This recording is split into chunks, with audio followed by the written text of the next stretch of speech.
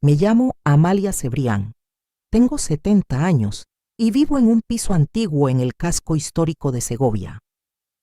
Mi historia comenzó una mañana fría de febrero de 2022, cuando todavía no había asimilado que mi marido, Rafael, había muerto hacía apenas 4 días. Estaba intentando mantenerme en pie durante el funeral cuando escuché cómo alguien pronunciaba mi nombre en voz baja. Era don Ernesto Valdés, el jefe millonario de Rafael, un hombre reservado que siempre había tratado a mi marido con una mezcla de respeto y distancia. Señora Cebrián, necesito que venga a mi despacho cuanto antes. He encontrado algo. Y por favor, no le diga nada ni a su hijo ni a su nuera. Podría estar en peligro. Aquellas palabras me atravesaron como un escalofrío, pero no tuve fuerzas ni para hacer preguntas. Asentí simplemente. Hasta ese momento yo ya estaba bastante descolocada. Durante todo el funeral me había sentido como una invitada en mi propia despedida. Mi hijo Javier y su esposa Miriam se habían adueñado de cada decisión, desde la música hasta las flores, sin consultarme absolutamente nada. Mamá, déjanoslo a nosotros. Tú céntrate en estar tranquila, me había dicho Javier esa mañana, con esa forma de hablar que adoptó desde que se casó, como si yo fuese una anciana incapaz de pensar por mí misma. Miriam, con su eterna sonrisa educada, asentía a su lado cada vez que él hablaba. No tenía fuerza para discutir. La muerte de Rafael fue tan repentina que aún me costaba creerlo. Una mañana estábamos tomando café, mientras él me hablaba de la excursión que quería hacer por la sierra en primavera. Y horas después lo encontré desplomado en el pasillo, sin poder hacer nada por reanimarlo. En la iglesia observé a quienes se acercaban a dar el pésame. Todos dirigían sus palabras hacia Javier y Miriam, como si ellos fueran el centro del duelo. Yo escuchaba cómo mi nuera susurraba a una vecina: «La pobre Amalia está muy frágil. Javier y yo nos estamos ocupando de todo». Esa palabra frágil me atravesó como un cuchillo. Rafael jamás me había visto así. Para él yo era su compañera, su apoyo constante, su igual. Sin embargo, desde que Javier se casó con Miriam, algo había ido cambiando. No sé cuándo empezó, pero poco a poco fui notando cómo mis opiniones dejaban de valer, cómo se me consultaba cada vez menos, cómo la casa de todos se convertía en su territorio. Durante el servicio, algo más me llamó la atención. Javier no parecía destrozado. Claro que estaba serio, pero había en su rostro un extraño alivio que no supe interpretar en ese momento. Miriam tenía lágrimas en los ojos, pero la expresión no me resultaba sincera. Había algo estudiado en su manera de tocarse el pañuelo y suspirar cada pocos minutos. Después del entierro, todos volvieron a la casa que Rafael y yo habíamos compartido durante casi medio siglo. Miriam se movía por las estancias marcando órdenes como si fuera la dueña. «Amalia, deberías ir a descansar», me sugirió Miriam, acercándose con una taza de tila que yo no había pedido. «Ha sido un día durísimo». «Estoy bien aquí», respondí, aunque mi voz sonó más débil de lo que pretendía. Era como si cada palabra se me escapara antes de poder sostenerla. Javier se acercó y se sentó en el sillón frente a mí, frotándose las manos como hacía siempre que estaba nervioso. «Mamá, hemos estado hablando. Creemos que no deberías quedarte sola en esta casa». Noté un pequeño temblor en mis dedos. «¿A qué viene eso?», pregunté intentando mantener la calma. «La casa es demasiado grande para ti», añadió mi hijo, intercambiando una mirada rápida con su mujer. «Y después de lo que pasó con papá, nos preocupa que estés aquí sola». Sentí que la sangre se me helaba. «¿Qué queréis decir exactamente?», murmuré. Miriam se sentó a mi lado y me tomó la mano con esa suavidad casi teatral que siempre me ponía en alerta. «Hay residencias muy agradables en las afueras.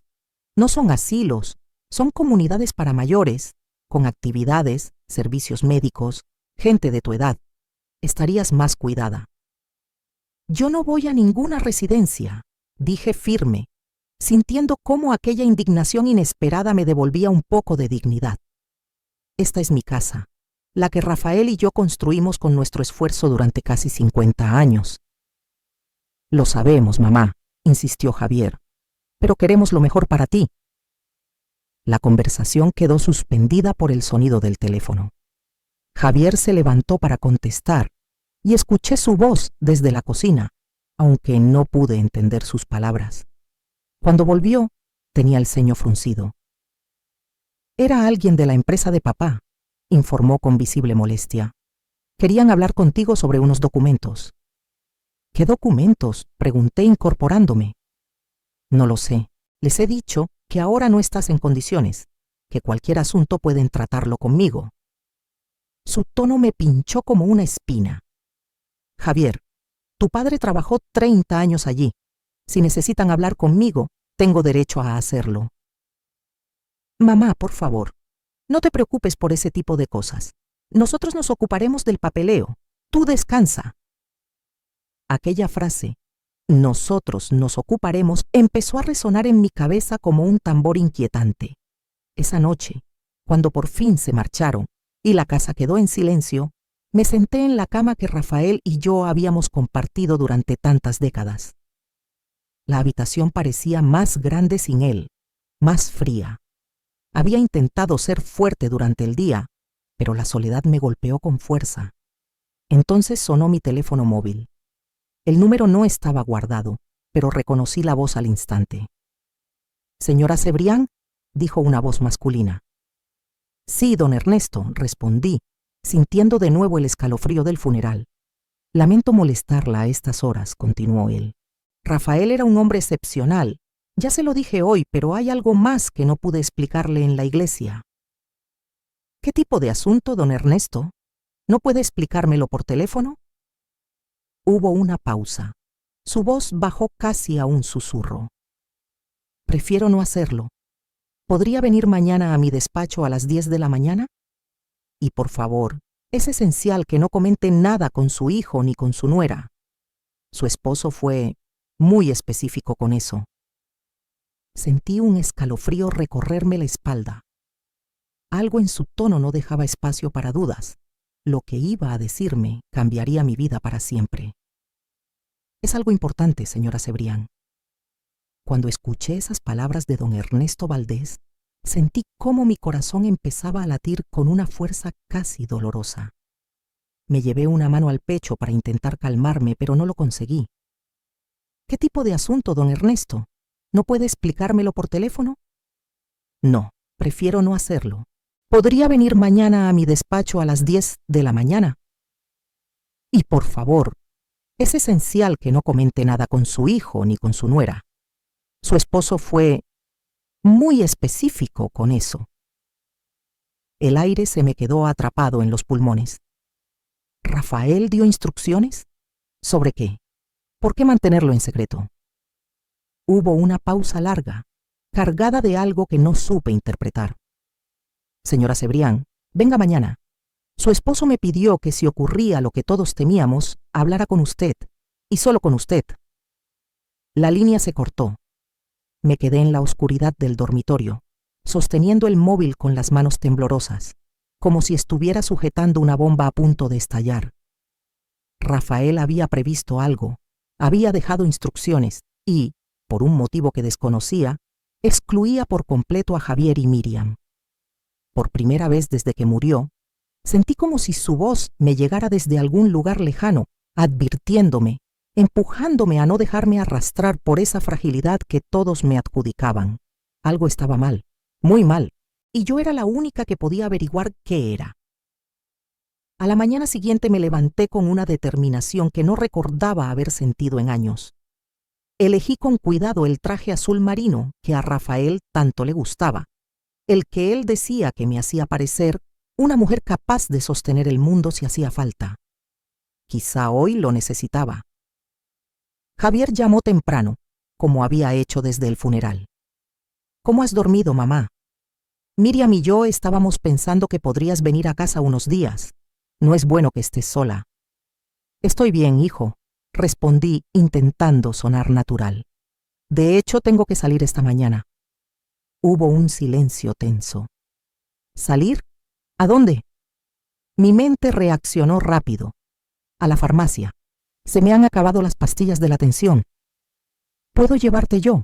No hace falta que salgas tú. Javier, puedo conducir hasta la farmacia. No soy inválida. Escuché su suspiro resignado. Está bien, pero ten cuidado. Llámame si necesitas algo. Conduje hasta el centro de Segovia con las manos apretadas en el volante, sintiendo cómo el frío de la mañana entraba por las ventanillas.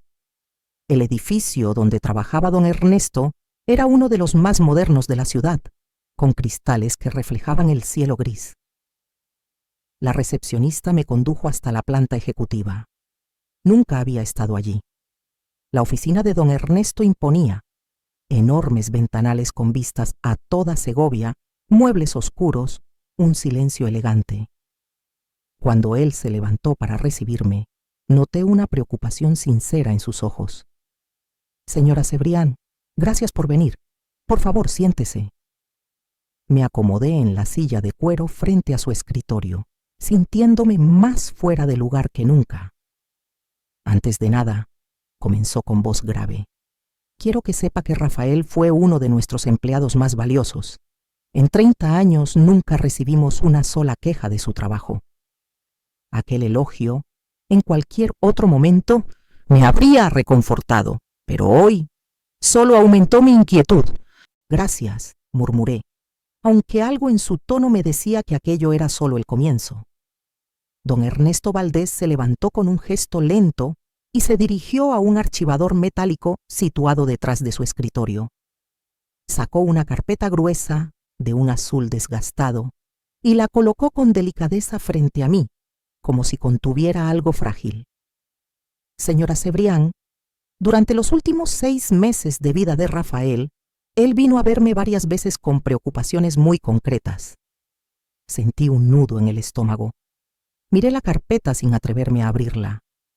Él mismo la abrió por mí, mostrando páginas llenas de notas, documentos impresos e incluso fotografías de otros papeles. Reconocí de inmediato la caligrafía firme de Rafael en varios apuntes. ¿Preocupaciones sobre qué?, conseguí decir. Don Ernesto me miró directamente a los ojos. Su expresión era seria, casi dolorosa. Sobre su familia. El mundo pareció inclinarse bajo mis pies. ¿Sobre Javier y Miriam?, pregunté casi sin voz. Así es. Su esposo creía que intentaban manipularlo para que realizara cambios importantes en su testamento y en sus cuentas bancarias. Negué lentamente con la cabeza. Eso es imposible. Javier jamás haría algo así.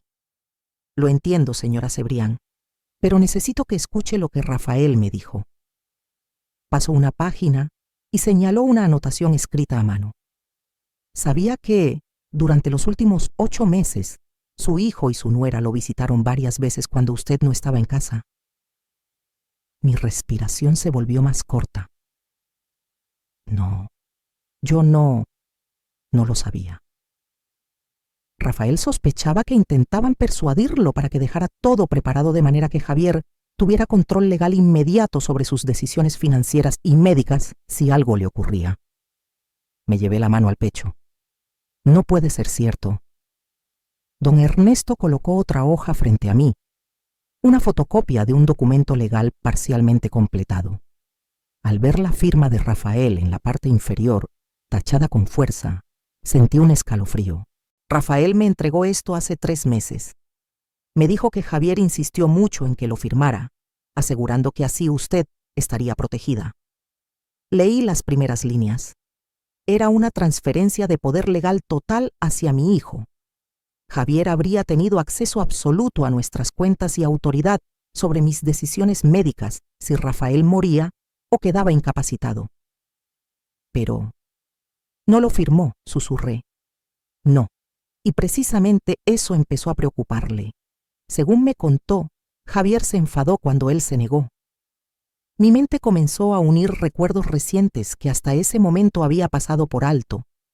Las conversaciones a medias, los silencios incómodos, las miradas entre Javier y Miriam cuando yo entraba en una habitación. «Hay más», continuó don Ernesto hojeando la carpeta. «Rafael también me contó que Miriam había empezado a insinuar que usted mostraba signos de confusión, que repetía historias, que olvidaba conversaciones, que quizá necesitaba supervisión médica». Me quedé petrificada. «¿Cómo? Eso es mentira». «Lo sé, señora Cebrián. Rafael también lo sabía, pero temía que esas insinuaciones formaran parte de algo más grande». Aquella frase me atravesó como un puñal, y en ese instante entendí que mi marido había intentado protegerme, incluso después de muerto. Sentí aquel golpe como si alguien me hubiera abofeteado. ¿Yo confundida? ¿Yo con problemas de memoria? Mi mente estaba perfectamente bien, y Rafael lo sabía. Por eso había empezado a documentarlo todo. Cada conversación sospechosa, cada presión, cada insinuación que él percibía de parte de Javier y Miriam. Don Ernesto pasó varias páginas más, mostrando notas detalladas con la letra inequívoca de mi marido, fechas minuciosas, horas exactas y transcripciones escritas a mano de discusiones enteras. Todo apuntaba a una misma dirección. Una campaña silenciosa, persistente, cuidadosamente tejida para debilitar su confianza en mí y posicionarse ellos como los responsables de nuestras decisiones. «¿Por qué no me contó nada?», pregunté con un hilo de voz, sintiendo unas lágrimas calientes que ni siquiera sabía que tenía acumuladas. «Me dijo», respondió don Ernesto despacio, «que no quería preocuparla hasta estar seguro. Esperaba estar equivocado». Antes de que pudiera decir algo más, un golpe seco retumbó en la puerta. Los dos nos giramos y el corazón se me paralizó cuando vi quién entraba.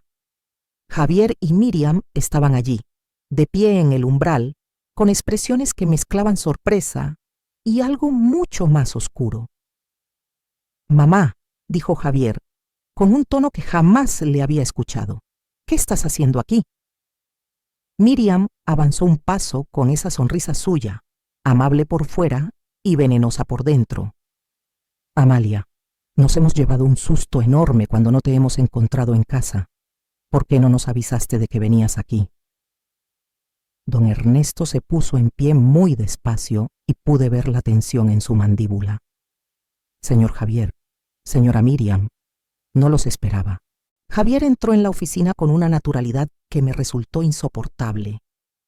Cuando mamá no cogía el teléfono nos preocupamos. Con su estado mental últimamente... «Mi estado mental está perfectamente bien», le corté, recuperando una seguridad que creía perdida. Miriam se acercó a mí y me puso una mano en el hombro, suave como una araña que prepara su red. «Claro que sí, querida, pero después de la muerte de Rafael, es normal que estés un poco confundida». Miré la carpeta abierta, miré a don Ernesto y luego miré a mi hijo y a mi nuera. Y por primera vez en meses vi todo con absoluta claridad. «No estoy confundida», dije mientras cerraba la carpeta con un gesto firme. «De hecho, creo que estoy empezando a entender perfectamente lo que me ha estado pasando». El silencio que siguió fue tan tenso que casi podía tocarse. Javier y Miriam me observaban con una intensidad nueva, como si de repente fuera una amenaza, no una anciana a la que dirigir. «Mamá», dijo Javier caminando lentamente hacia mí, «creo que deberíamos irnos a casa. Estás alterada y después del funeral». «No me voy a ninguna parte», respondí sin titubear.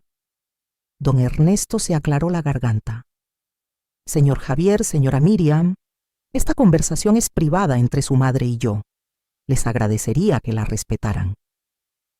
Miriam soltó una risita forzada, casi burlona, que hizo que todo el aire de la oficina se volviera aún más pesado.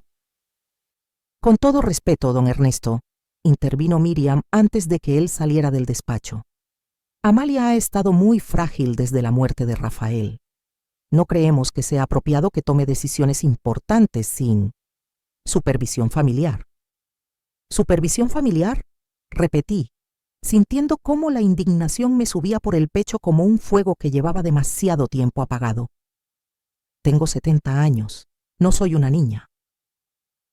Javier intercambió con su esposa una de esas miradas cargadas que ya había empezado a comprender. Era la misma que compartieron en el funeral, esa que oculta algo que no quieren que yo vea. Claro que no eres una niña, mamá, dijo mi hijo, aunque su tono era exactamente el que usaría con una cría caprichosa. Pero queremos protegerte de personas que podrían aprovecharse de tu dolor. Miré a don Ernesto, que había permanecido serio, observando la escena. Luego miré la carpeta cerrada sobre el escritorio. Contenía información capaz de cambiarlo todo. Don Ernesto, dije, usando su nombre con intención, ¿podría darnos unos minutos a solas? Él asintió, comprendiendo al instante. Por supuesto, estaré justo fuera. En cuanto la puerta se cerró, el ambiente en la oficina cambió por completo. Javier dejó escapar un suspiro como si acabara de ganar una pequeña batalla.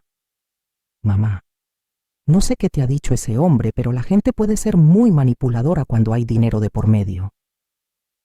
¿Dinero?, pregunté, sintiendo ya un mal presentimiento. Miriam se sentó a mi lado y tomó mi brazo con esa delicadeza envenenada tan propia de ella. Amalia, cariño, sabemos que Rafael tenía una póliza de seguro de vida muy generosa. Y entre la casa y los ahorros, ya sabes cómo hay personas dispuestas a aprovecharse de una viuda. Sentí un frío intenso en el estómago. ¿Y ustedes cómo saben lo de la póliza de Rafael? Ambos intercambiaron otra mirada. Papá lo mencionó hace unos meses, murmuró Javier, por primera vez visiblemente incómodo. Estábamos hablando de cómo asegurarnos de que tú estuvieras cuidada si algo le pasaba. Curioso, dije despacio, porque Rafael nunca me habló de esa conversación. El silencio cayó entre los tres como una losa. Y entonces ocurrió. Un sonido bajito, familiar, imposible. Una tos. Una tos que reconocería aunque estuviera rodeada de 1.000.000 de voces. Los tres giramos la cabeza al mismo tiempo hacia la puerta del pequeño baño privado del despacho. La manilla se movió, la puerta se abrió, y de allí salió Rafael, mi esposo, el hombre cuyo entierro había presidido hacía solo 4 días, vivo, de pie, respirando, mirándome con esos ojos suyos que siempre decían más de lo que hablaban. «Hola, Amalia», dijo en voz baja, con una mezcla indescriptible de amor, dolor y disculpa. Creo que grité. No lo recuerdo bien. Lo que sí recuerdo es cómo el mundo comenzó a girar y cómo mis piernas dejaron de sostenerme. Si Rafael no hubiera corrido a sujetarme, habría caído de la silla. Y en ese instante supe que nada, absolutamente nada, de mi vida volvería a ser como antes. ¿Qué? ¿Cómo? Murmuré apenas llevando mis manos temblorosas a su rostro, necesitando sentir su piel, su calor, su respiración. Era él. Rafael, mi Rafael, vivo, de pie frente a mí. Detrás escuché a Miriam soltar un grito ahogado y a Javier murmurar una palabrota que jamás le había oído. Rafael me rodeó con sus brazos, sosteniéndome exactamente como había hecho durante medio siglo. Lo siento, mi vida. Siento haber tenido que hacerte pasar por esto, pero era la única manera. ¿La única manera de qué?, pregunté, aunque un presentimiento ya comenzaba a tomar forma dentro de mí. Rafael alzó la mirada hacia Javier y Miriam, y su expresión se endureció de un modo que jamás había visto.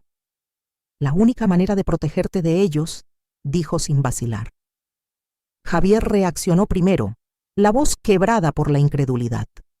Esto es imposible. Tú estás muerto. Te vimos. Hubo un funeral, un certificado de defunción. Rafael se irguió, aunque no soltó mi cintura. Hubo un certificado falsificado, sí, con la ayuda de un médico discreto y un funerario que me debía un favor. Don Ernesto me ayudó a organizarlo todo. ¿Pero por qué?, susurré, sintiendo cómo se me aflojaban las piernas. Rafael me miró con una ternura infinita antes de hablar de nuevo, esta vez dirigiéndose hacia nuestros hijos políticos como un juez que sentencia, porque descubrí lo que estabais tramando. Miriam se puso tan pálida que temí que se desmayara. «No sé de qué hablas», dijo, pero su voz temblaba. «¿No?», respondió Rafael, caminando hacia el escritorio y abriendo la carpeta que don Ernesto había dejado cerrada. «¿Entonces no reconoces esto?». Sacó una pila de documentos. Incluso desde mi asiento pude ver que eran correos, mensajes y transcripciones. Rafael leyó en voz alta. «Javier, mamá está empezando a mostrar signos de demencia. Si papá firma los documentos que le preparé, podremos asegurarnos de que tenga el mejor cuidado». Sentí una puñalada en el pecho. Era mi hijo, mi propio hijo escribiendo eso. Rafael siguió leyendo. «Miriam está de acuerdo, y cuanto antes mejor.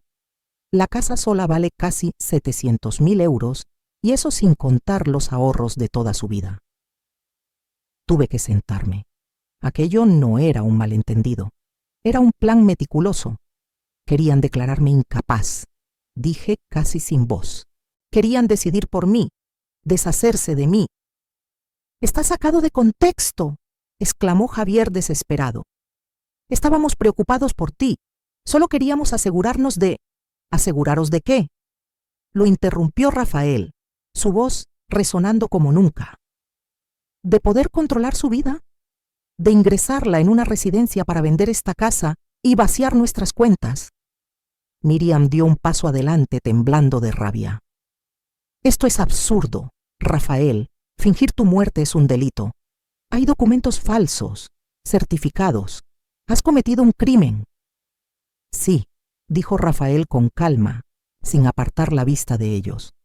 «Lo sé, y estoy dispuesto a afrontar las consecuencias». Y añadió, mirando a nuestro hijo con un dolor indescriptible. «Pero antes quería asegurarme de que la verdad saliera a la luz, aunque me costara todo.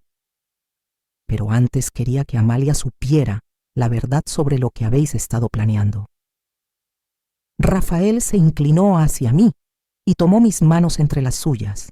Sentí el calor de su piel, tan real que me costaba creer que 4 días antes yo había creído haberlo perdido para siempre. «Mi vida. Durante los últimos 8 meses, ellos han estado visitándome cuando tú no estabas en casa.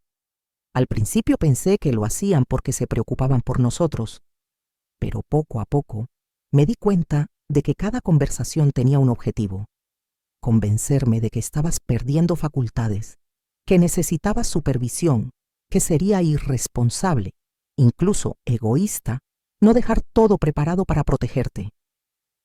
Miré a Javier, mi hijo, mi niño, aquel al que había llevado en brazos, al que había calmado entre sueños, al que había amado más que a nada. «¿Es eso cierto?», pregunté con un hilo de voz. Durante un instante fugaz, vi algo en su mirada. Culpa, duda, pero desapareció enseguida, reemplazado por una dureza que me resultó completamente desconocida. «Mamá, no entiendes las presiones financieras que vivimos. Miriam y yo tenemos deudas, compromisos, estamos agobiados». Entonces era verdad.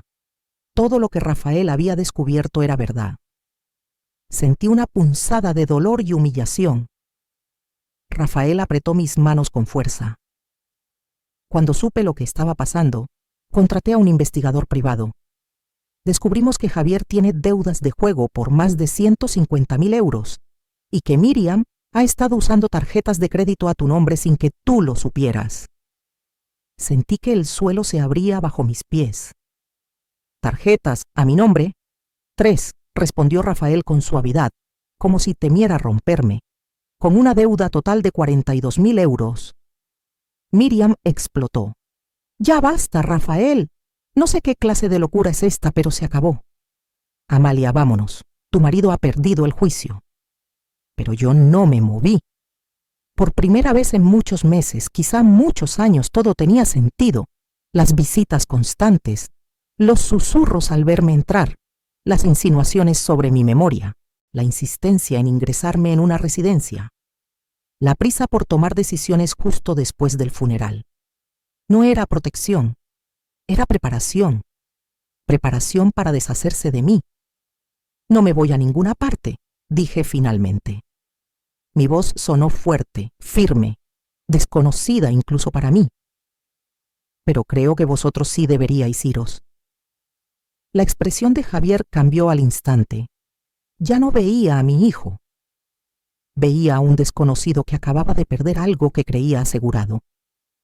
Rafael me ayudó a sentarme en el sofá, mientras don Ernesto regresaba con una botella de agua y el rostro tenso. Javier y Miriam se quedaron junto a la puerta, quietos, indecisos, como dos animales atrapados entre la huida y el ataque. Amalia, dijo Rafael, arrodillándose frente a mí, sosteniéndome las manos con ternura. Hay algo más que debes saber. Mi mente aún intentaba procesar que Rafael estaba vivo, que había fingido su muerte, que mi propio hijo y mi nuera habían estado conspirando para despojarme de todo. Pero al ver la expresión de mi marido, esa mezcla de dolor, rabia contenida y algo que parecía hasta miedo, supe que lo peor todavía no había salido a la luz. Hay más, repetí casi sin voz. Don Ernesto abrió otra sección de la carpeta y extrajo un conjunto de fotografías. Las colocó con cuidado sobre la mesa baja frente a nosotros. Estas imágenes fueron tomadas por el investigador privado durante las últimas 6 semanas, explicó Rafael con tono grave. Tomé la primera fotografía con manos temblorosas. Era Javier, entrando en lo que claramente era un casino en Madrid. La segunda lo mostraba sentado en una mesa de póker, apostando fichas por cantidades que me resultaban imposibles de imaginar. La tercera fotografía era aún peor. Miriam probándose un collar en una joyería de lujo en Salamanca. Un collar cuyo precio, según decía la etiqueta visible en la imagen, superaba el valor de 2 años de nuestra antigua hipoteca. Rafael miró a nuestro hijo con una frialdad que jamás le había visto. ¿Quieres explicarle a tu madre cómo pudiste apostar 25.000 euros en una sola noche mientras le decías que no llegabais a fin de mes?, preguntó. Javier no respondió. Sus mandíbulas se tensaron tanto que pensé que iba a romperse un diente.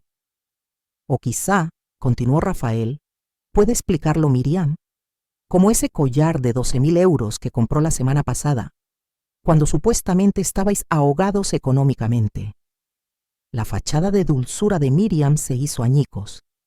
Rafael, no sabes de qué hablas. Ese collar era una imitación. ¿Una imitación?, intervino don Ernesto sacando un recibo de la carpeta. Porque tenemos aquí el comprobante de compra, pagado con una tarjeta a nombre de Amalia Cebrián. Sentí una bofetada invisible en pleno pecho. ¿Has usado mi nombre para comprar joyas?, pregunté, mirándola como si la viera por primera vez. Miriam se derrumbó de golpe. Su máscara, la sonrisa, las excusas, todo desapareció. Amalia, no entiendes. Javier tiene deudas, muchas, y yo... Los gastos. Solo necesitábamos un poco de ayuda temporal. ¿Temporal?, repetí, sintiendo cómo el dolor se transformaba en indignación pura. ¿Cuánto tiempo lleváis robándome? Rafael sacó otro documento grueso. Según el investigador, las transacciones empezaron hace 18 meses. Han usado tus datos para abrir 3 tarjetas de crédito. Han hecho retiros no autorizados de tu cuenta de ahorros por un total de 18.000 euros. Y han estado interceptando tu correspondencia bancaria para que no te dieras cuenta. Me llevé una mano a la boca. ¿Interceptando mi correo? Rafael asintió. ¿Recuerdas cuando Miriam insistió en ayudarte con el correo hace unos meses? Cuando dijo que sería más fácil si ella se encargaba de organizarte todas las cartas y documentos. El recuerdo me cayó encima como una piedra. La veía claramente, con su voz melosa, tocándome el brazo como si fuese una anciana incapaz de distinguir una factura de un folleto. Amalia, cariño, estas cosas financieras pueden ser confusas. Déjame ayudarte con todo, ¿sí? Confusas. Eso era lo que querían. Confundir, manipular, borrar mis límites hasta convertirme en una sombra. Rafael cerró la carpeta con firmeza. Y aún hay algo más que debes saber, dijo con voz sombría. Pero eso no es lo peor, continuó Rafael con una expresión tan sombría que me heló el alma. ¿Qué puede ser peor que todo esto?, pregunté, sintiendo cómo el miedo me subía por la garganta. Mi marido miró directamente a Javier, clavándole una mirada tan dura que incluso Miriam dio un paso atrás.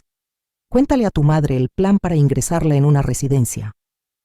El rostro de mi hijo se volvió de un blanco enfermizo. No sé de qué estás hablando, murmuró.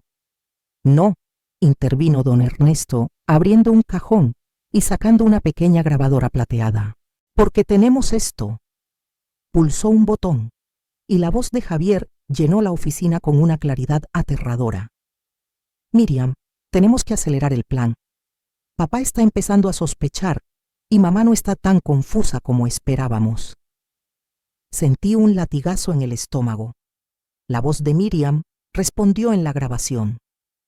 Ya hablé con el director de la residencia El Mirador. Dijiste que tenías los informes médicos que necesitábamos. Los documentos falsos están listos. En cuanto internemos a tu madre, podemos vender la casa enseguida.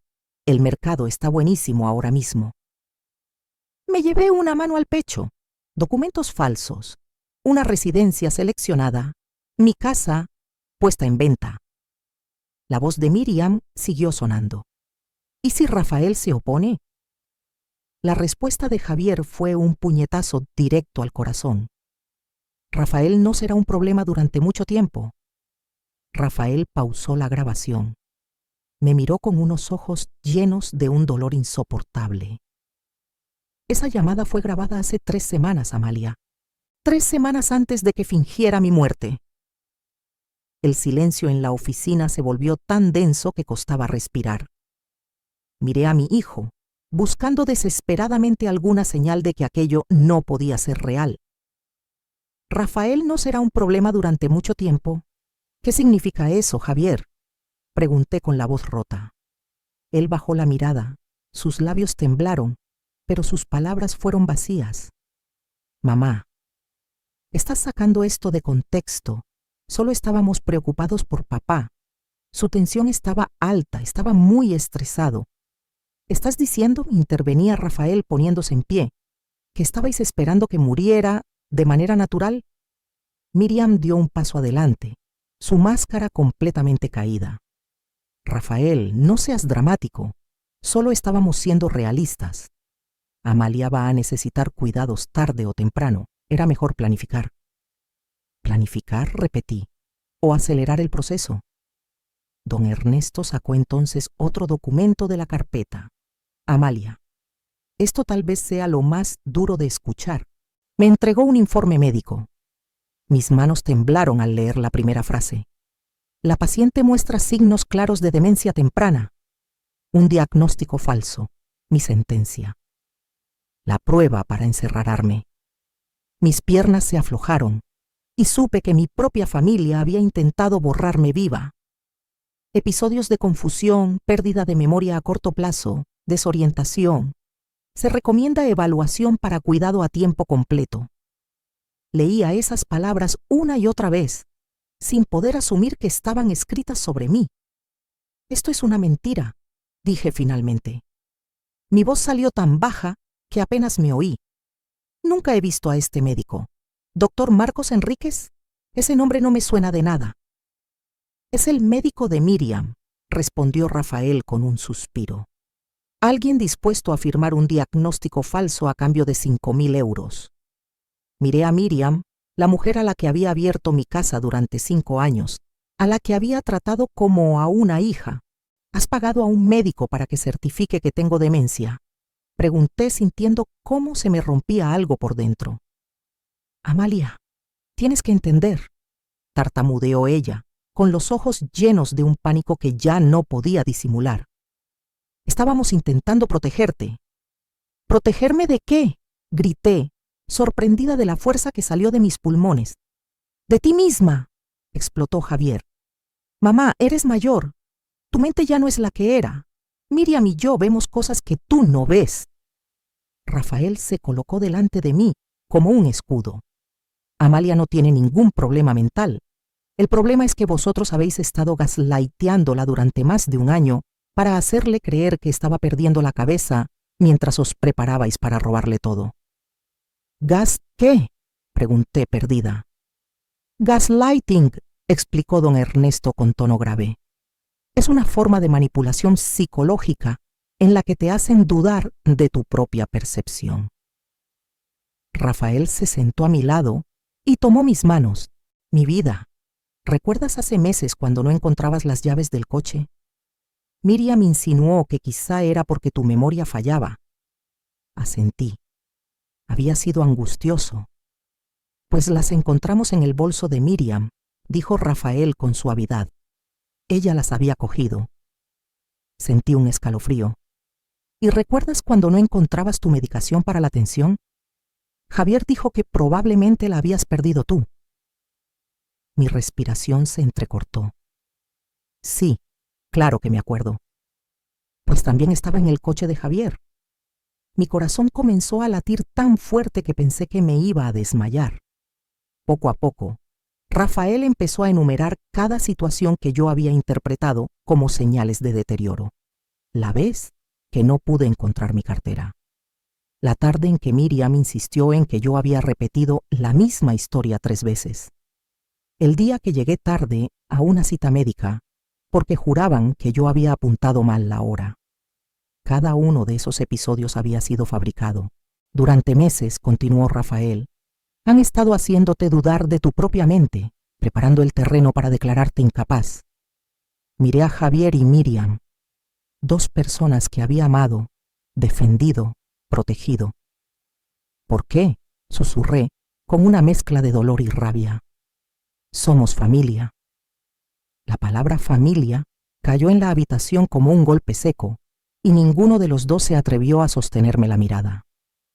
Miriam soltó una carcajada amarga, un sonido que jamás había escuchado salir de su boca. ¿Familia, Amalia? Tú y Rafael habéis sido un obstáculo para nosotros desde el día en que nos casamos. Sus palabras me golpearon como una bofetada. Sentados en esa casa enorme, acumulando dinero que ni siquiera usáis, mientras Javier y yo luchamos cada mes. Nunca nos pedisteis ayuda, dije débilmente. No queríamos vuestra ayuda, respondió Javier con frialdad. Queríamos lo que nos corresponde. Lo que os corresponde, repetí intentando comprender. Somos vuestra familia, explotó mi hijo. Esa casa debería ser nuestra. Ese dinero debería ser nuestro. Si vais a morir pronto de todos modos. El silencio que siguió fue tan profundo que parecía absorber el aire de la habitación. En ese instante supe que había perdido a mi hijo para siempre. Lo que tenía delante no era el niño que había criado, sino un desconocido que había utilizado mi amor para acercarse y herirme, que había calculado mi caída como si fuese parte de un plan financiero. Pero también supe algo más. Por primera vez en más de un año, mi mente estaba completamente clara. No estaba confundida. No estaba perdiendo la memoria. Era víctima de una conspiración fría y calculada. Y esa claridad me devolvió algo que había creído perdido, mi fuerza. Los días siguientes fueron una montaña rusa emocional. Rafael se hospedó en un pequeño hotel a las afueras de Segovia, mientras don Ernesto nos guiaba a través de todos los pasos legales necesarios para resucitar oficialmente a mi marido y regularizar su situación. Fue un proceso complicado, pero por primera vez me sentía segura. Yo regresé a casa, y por primera vez en meses, aquella casa no me pareció una cárcel. Durante 48 horas no supe nada de Javier ni de Miriam, hasta que aparecieron en la puerta un miércoles por la mañana. Los vi acercarse por la ventana. Javier tenía esa forma de caminar que conocía de su infancia, cuando había hecho algo terrible y venía dispuesto a convencerme de que no era su culpa. Miriam lo seguía en silencio. Algo en su postura me indicó que esta vez habían cambiado de estrategia. Abrí la puerta antes de que tocaran el timbre. «Hola, mamá», dijo Javier con una voz calculadamente tranquila. «Javier, Miriam». Mi respuesta sonó más fría de lo que pretendía, pero no la suavicé. «¿Podemos pasar?», preguntó Miriam. «Necesitamos hablar». Los dejé entrar, pero no los invité a sentarse. Permanecimos de pie en el salón, un lugar que había sido escenario de cumpleaños, navidades, risas, y que ahora se sentía como un campo de batalla. «Mamá», comenzó Javier, «hemos estado pensando mucho sobre lo que pasó en la oficina». «Estoy segura de que sí», respondí. Miriam dio un paso al frente, su expresión cuidadosamente compuesta. «Amalia, creemos que todo esto ha sido un malentendido». La palabra malentendido fue tan insultante que casi me hizo reír. «Amalia, creo que aquí hay muchos malentendidos», empezó Miriam, con un tono tan suave que casi parecía ensayado. «Sí, Javier y yo hemos estado preocupados por tu bienestar, pero todo lo que hicimos fue por tus mejores intereses». «¿Mis mejores intereses?», repetí. «¿Como usar mi nombre para abrir tarjetas de crédito?».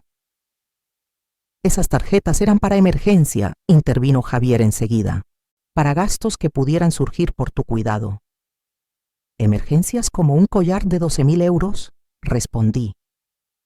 Miriam suspiró poniéndose una mano en la frente. «Está bien, cometí un error, pero tienes que entender la presión que hemos tenido, las deudas de Javier, nuestros gastos». «Sus deudas no son mi responsabilidad», dije, sorprendida por lo fácil que era pronunciar esas palabras ahora que conocía la verdad. Javier cambió de estrategia al instante. «Mamá, papá te está manipulando. ¿No te parece extraño que fingiera su propia muerte? ¿Qué clase de hombre hace eso? Un hombre que intenta proteger a su esposa de un hijo dispuesto a quitarle todo». «No estábamos robando», explotó Javier. «Esa casa, ese dinero, iban a ser nuestros tarde o temprano. Solo intentábamos adelantar el proceso porque necesitamos ayuda ahora». Su sinceridad brutal fue como un golpe. «Entonces estás admitiendo», dije lentamente, «que llevas meses esperando que Rafael y yo muramos para quedarte con nuestro dinero». «No es así como suena», intervino Miriam apresuradamente. «Todas las familias planean para el futuro. Las familias no falsifican diagnósticos médicos para declarar incompetentes a sus padres». Miriam se quedó pálida. «Eso fue solo una precaución, por si realmente necesitabas cuidados». «¿Una precaución que pagasteis con 5.000 euros?» pregunté con frialdad. Javier se pasó las manos por el pelo, un gesto que siempre indicaba que estaba perdiendo la paciencia. «Mamá, escúchate, te has vuelto paranoica. Papá te está llenando la cabeza de ideas absurdas». «Ideas absurdas», repetí. «Como creer que merezco vivir en mi propia casa sin que nadie intente encerrarme en una residencia». «Nadie está tratando de hacer eso», gritó Javier. Me dirigí al teléfono sin decir nada y marqué el número que había memorizado de memoria. «¿Qué haces?», preguntó Miriam, alarmada. «Llamando a Rafael», respondí. «Creo que debería estar presente para esta conversación». «Mamá, no», dijo Javier, pero ya era tarde. Rafael llegó 20 minutos después. Seguramente había estado esperando mi llamada, sabiendo que tarde o temprano enfrentaríamos este momento. Cuando entró en la sala, la tensión se volvió casi sólida. «Javier, Miriam», saludó con una voz neutral, tan controlada que les hizo dar un paso atrás. Y el verdadero enfrentamiento estaba a punto de comenzar. «Papá», empezó Javier, intentando darle un tono conciliador a su voz. «Tenemos que resolver esto como familia». Rafael se sentó a mi lado en el sofá y tomó mi mano de forma automática, protectora, como siempre había hecho. «Estoy escuchando», dijo con firmeza. Miriam se acomodó en la silla frente a nosotros, adoptando su postura más dócil, la misma que había usado tantas veces para manipular situaciones a su favor. «Rafael», Sabemos que lo que hicimos parece terrible, pero estábamos desesperados. Explícame esa desesperación, respondió Rafael sin rastro de emoción. Javier comenzó a hablar deprisa, como si hubiera ensayado cada palabra. Las deudas empezaron a acumularse más rápido de lo previsto. El casino. Sé que fue una estupidez, pero creí que podía ganar algo rápido, y cuando no salió bien, entramos en pánico. ¿Y entonces decidisteis robar a vuestros padres?, preguntó Rafael. No es robar, gritó Javier. Vosotros tenéis más dinero del que vais a usar jamás. Esa casa es demasiado grande para 2 personas. Solo estábamos adelantando la herencia. ¿Adelantando la herencia declarándome incompetente?, pregunté yo, incapaz de contener la incredulidad. Miriam empezó a llorar, pero no eran lágrimas sinceras. Era ese llanto teatral, medido, que había utilizado siempre que quería salirse con la suya. Amalia, jamás quisimos hacerte daño. Solo queríamos asegurarnos de que estuvieras cuidada y de que nosotros pudiéramos poner nuestras vidas en orden. Pensamos que podíamos manejar ambas cosas. Robándome, endeudándome, abriéndoos paso hasta mi casa y planeando internarme sin mi consentimiento, dije, sintiendo que mi voz se endurecía como nunca. No era un asilo, insistió Javier. El Mirador es una residencia preciosa. Habrías estado bien allí. ¿Contra mi voluntad?, pregunté. Eventualmente te habrías adaptado, murmuró Miriam. Las palabras quedaron suspendidas en el aire, pesadas, irreparables. Por primera vez, parecía que ellos mismos comprendían lo monstruoso de su plan. Rafael se levantó despacio. Javier, quiero que escuches con mucha atención lo que voy a decirte. Mi hijo levantó la mirada. Por un segundo vi en sus ojos un destello del niño que había sido. Tu madre y yo hemos decidido que ya no formas parte de nuestras vidas, dijo Rafael con una calma que helaba. No queremos verte, no queremos escucharte, y desde luego, no queremos que tengas acceso a nada que tenga que ver con nosotros, ni finanzas, ni propiedades, ni decisiones. Javier se puso de pie como impulsado por un resorte. No podéis hacer eso. Soy vuestro hijo. Eres mi hijo biológico, corrigió Rafael. Pero dejaste de ser mi familia el día que decidiste que nuestra muerte era más conveniente para ti que nuestra vida. Miriam también se levantó, con la cara desencajada y una mezcla de rabia y miedo. Y en ese momento comprendí que aquel ya no era mi hijo. Era un extraño que por fin había quedado desenmascarado. El llanto de Miriam, ahora completamente descontrolado, resonó en el salón. Esto es absurdo. Rafael, Amalia, no podéis simplemente cortarnos de vuestra vida. Somos familia. No, dije poniéndome de pie, sintiendo cómo mis propias palabras me daban fuerza. La familia no roba, la familia no manipula, la familia no intenta hacerte creer que te estás volviendo loca. Y la familia, desde luego, no cuenta los días hasta que te mueras para cobrar tu dinero. Javier me miró con una expresión que jamás le había visto, algo entre desprecio y liberación. ¿Sabes qué, mamá? Quizá tengas razón. Quizá esto es lo mejor, porque estaba cansado de fingir que me importabas, cuando lo único que quería era que te apartaras de nuestro camino. Sus palabras me golpearon como una bofetada, pero, de forma extraña, también me liberaron. En ese instante, todo el amor, toda la culpa, toda la esperanza absurda de que hubiese un malentendido, se disolvió. No quedaba nada más que la verdad cruda. Vete, dije simplemente. Coge tus cosas y sal de mi casa. Encantado, respondió Javier. Pero esto no ha terminado. Vamos a luchar. Vamos a demostrar que papá fingió su muerte. Vamos a demostrar que tú no estás capacitada para tomar decisiones. Rafael sonrió, pero no era una sonrisa amable. Adelante, y cuando lo hagas, asegúrate de explicarle al juez por qué intentasteis declarar a tu madre incapacitada con informes médicos falsos. Estoy seguro de que estará encantado de escuchar los detalles. Javier y Miriam se miraron y pude ver en sus ojos un pánico nuevo, profundo, al darse cuenta de que no tenían forma de escapar de lo que habían hecho. «Esto no termina aquí», murmuró Javier, aunque su voz estaba vacía. «Sí termina», dije. «Termina exactamente aquí». Los observé marcharse. Sabía que probablemente sería la última vez que veía a mi hijo. Debería haber sentido tristeza. En cualquier otro momento de mi vida la habría sentido. Pero lo único que experimenté fue un alivio hondo, casi purificador. Por primera vez en más de un año era libre. 6 meses después, estoy sentada en el pequeño porche de nuestra nueva casa, viendo a Rafael plantar rosas en el jardín que siempre había querido.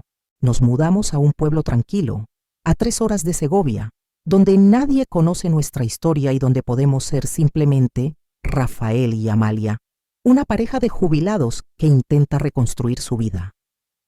La transición no fue sencilla. Hubo noches en las que me despertaba preguntándome si habíamos actuado bien. Cortar a Javier fue como perder una parte de mí, una parte infectada, pero al fin extirpada. Y en esos momentos de duda, Rafael siempre me recordaba: «Nos salvamos, Amalia, nos salvamos a tiempo». «Mi amor», me decía Rafael cada vez que me encontraba llorando en silencio durante la noche, «no puedes salvar a alguien que está dispuesto a destruirte». Esas palabras eran un bálsamo y también una herida, porque en el fondo sabía que tenía razón. Don Ernesto Valdés nos ayudó a gestionar toda la maraña legal que vino después. La falsificación del certificado de defunción supuso para Rafael algunas multas y horas de trabajo comunitario. Pero cuando el juez escuchó la magnitud de la conspiración de Javier y Miriam, su tono cambió por completo. «He visto muchos casos de abuso financiero a personas mayores», nos dijo durante la audiencia, mirándonos por encima de sus gafas, «pero raramente uno tan sistemático y cruel como este». Javier y Miriam intentaron cumplir su amenaza de luchar esto en los tribunales, pero su caso se desmoronó en cuestión de días. El fiscal del distrito abrió una investigación formal sobre las tarjetas de crédito abiertas con mi nombre, los retiros fraudulentos y los informes médicos falsificados para declararme incompetente. Al final, los únicos que enfrentaron cargos criminales fueron ellos. La última actualización que recibí fue devastadora y liberadora al mismo tiempo. Javier, 18 meses de libertad condicional por fraude y manipulación financiera.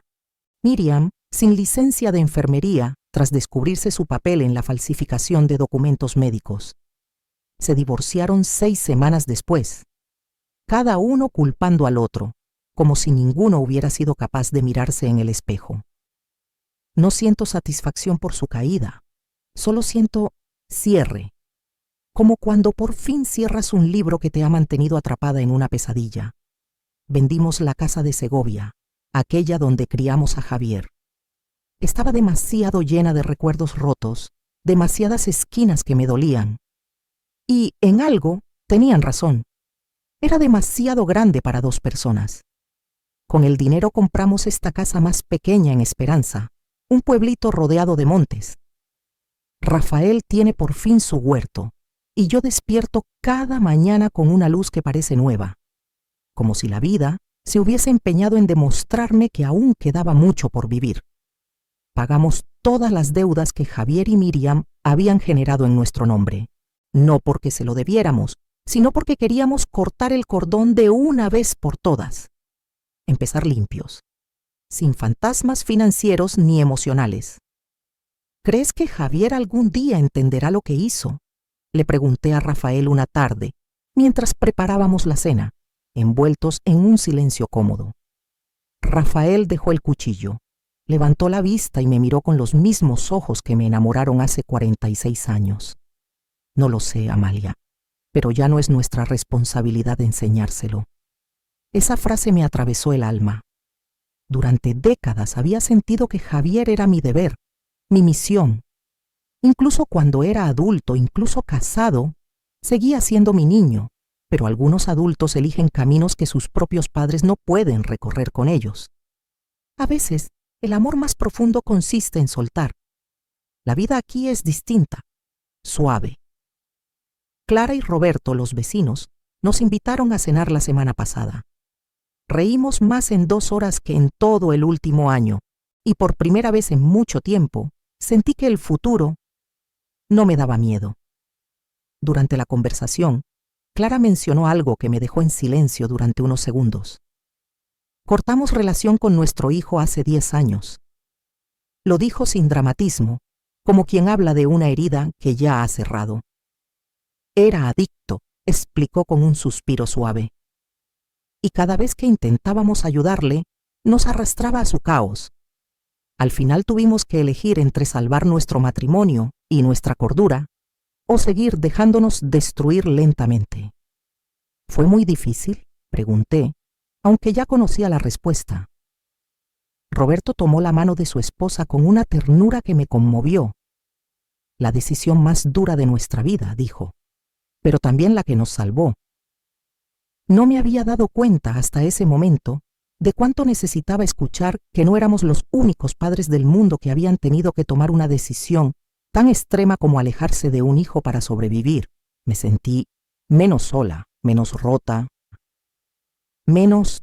Esta mañana, Rafael me llevó el café a la cama, una rutina que hemos construido sin darnos cuenta en esta nueva vida. En la mesita de noche había dejado un sobre. ¿Qué es esto?, pregunté, tomándolo entre mis dedos. Llegó ayer, respondió él. Es de Javier. Mi corazón se detuvo. Lo sostuve durante unos segundos, demasiado consciente de su peso simbólico. ¿La has leído?, pregunté. No, respondió Rafael. Es para ti.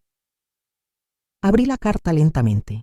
La caligrafía era la misma de años de felicitaciones del Día de la Madre, pero las palabras eran de un extraño. Mamá, sé que probablemente no quieras saber de mí, pero necesito decirte algo. Continuaba explicando que él y Miriam se habían divorciado. La culpa entre nosotros es un campo minado, escribió. Contaba que estaba en terapia, que por primera vez estaba enfrentándose a sí mismo. El terapeuta dice que tengo problemas con el derecho, que crecí pensando que merecía todo sin haberlo ganado nunca. Aquel reconocimiento habría significado el mundo hace unos años. Ahora, solo era una sombra del pasado. No te estoy pidiendo perdón. Sé que no lo merezco. Solo quiero que sepas que entiendo lo que hice y entiendo por qué necesitaste alejarte de mí. Cualquier día, si decides darme otra oportunidad, estaré aquí, intentando convertirme en la persona que debería haber sido siempre. Cuando terminé, le pasé la carta a Rafael. Él la leyó despacio, como si cada línea pesara. ¿Qué piensas?, me preguntó finalmente. Pienso que suena como alguien que quiere cambiar, respondí con sinceridad. Pero también pienso que las palabras son muy fáciles. Rafael asintió, sin juzgar. ¿Y qué quieres hacer? Nada, dije, sorprendida por mi propia certeza. Quiero seguir viviendo nuestra vida. Si algún día sus acciones demuestran algo real, entonces, quizá. Y si no, miré por la ventana. Las rosas que Rafael había plantado estaban abriéndose, delicadas, perfectas. Entonces viviremos una vida hermosa sin él. Aquella tarde, mientras Rafael trabajaba en el jardín, tomé papel y bolígrafo. Decidí escribir una carta, no para Javier, sino para mí. Una declaración de independencia contra la culpa que había cargado durante demasiado tiempo. Querida Amalia, de 70 años, escribí. Perdónate por amar tanto que casi lo perdiste todo. Perdónate por confiar tanto que casi te cuesta la cordura.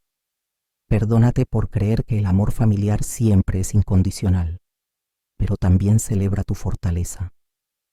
Escribí esas frases despacio, dejando que cada palabra encontrara su lugar dentro de mí. Celebra que, cuando por fin viste la verdad, tuviste el valor de actuar. Celebra que elegiste tu propia vida antes que la comodidad de todos los demás.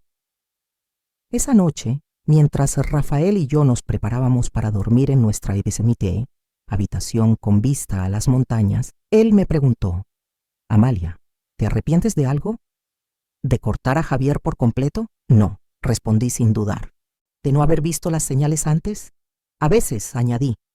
¿Y de fingir tu muerte? No pude evitar sonreír en la oscuridad. Fue dramático, pero efectivo. Rafael soltó una carcajada suave. Definitivamente efectivo. Nos quedamos unos segundos en silencio, oyendo solo el viento que bajaba por las laderas y el crujido tranquilo de la madera de nuestra nueva casa. ¿Sabes qué es lo más extraño? Dije por fin. ¿Qué? Preguntó él, apretándome la mano. Me siento más joven ahora que cuando tenía 50, como si me hubiese quitado un peso que llevaba encima sin saberlo. Rafael me acarició la mano. Eso pasa cuando dejas de vivir para los demás y empiezas a vivir para ti. Esta mañana recibí una llamada de Clara, nuestra vecina. Amalia, me dijo, un grupo de nosotras va al mercado de agricultores el sábado. Luego queremos almorzar en ese café francés nuevo. ¿Te gustaría venir? Me escuché responder antes de pensarlo siquiera. Me encantaría. Hace solo un año habría hecho lo contrario. Llamar a Javier, preguntar si necesitaban algo, ajustar mi día para no molestar a nadie, convencerme de que a mi edad quizá no era apropiado salir de excursión con amigas. Ahora simplemente digo sí a lo que me hace feliz. Mientras escribo estas líneas desde el porche, con una taza de té caliente entre las manos y el sonido de Rafael silbando mientras riega su